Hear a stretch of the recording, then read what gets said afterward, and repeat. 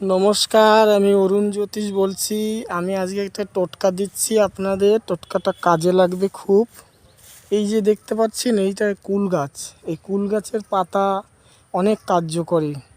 কারোর চোখে আঞ্জিনা হলেও 7টা পাতা দিয়ে চোখে ছুঁয়ে ঝাঁটাকাঠিতে রাখলেও সারে। ঠিক সেইভাবে এটা কাজ আরও আছে, উপকারিতা আছে আরও। এটা যাদের ধরেন হাওয়া বাতাস লাগে সব সময়, 3 দিন শুকিয়ে যাচ্ছে, খাওয়া দাওয়া ভাত ভালো মন্দ খেলেও গায়ে লাগে না, রোগা হচ্ছেন, মানে গায়ে লাগছে না, খেয়ে এতই খাওয়া হচ্ছে গায়ে লাগছে না। হাওয়া বাতাস ভয় ফয় থাকলে ওটা হয়, হাওয়া বাতাস লেগে থাকলে। তো এর জন্য কি করতে হবে উপায়টা আমি বলে দিচ্ছি, আপনারা করে দেখুন, ফল অবশ্যই পাবেন। 3 দিনই করুন না, তাই আপনি অনেক ফল পাবেন। এই 7টা কুলের পাতা নেবেন পরিষ্কার দেখে। এখানে এই কুলের পাতাগুলো ভালো না, মানে গাছ আমি খুঁজে এটাই পেয়েছি, এদিকটার গাছ নেই দেখছি ভালো। তো ওই ফ্রেশ দেখে পাতা নিতে হবে, কুল পাতা।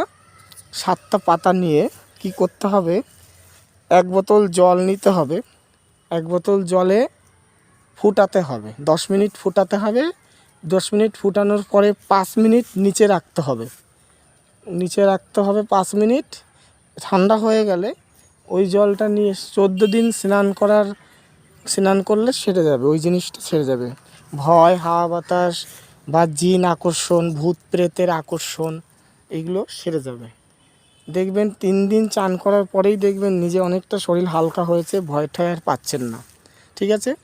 আর একটা গাছ আমি দেখাচ্ছি, এটা হচ্ছে ভাট গাছ। এই দেখেন, অনেকে ভাট গাছ বলে। এই ভাট গাছটার শিকড় নেবেন, শনি মঙ্গলবার তুলবেন, এক নিঃশ্বাসে পূর্ব দিকে ফিরে তুলবেন। তুলে কি করবেন, ওটাকে একটা তামার মাদলিতে ভরে নেবেন।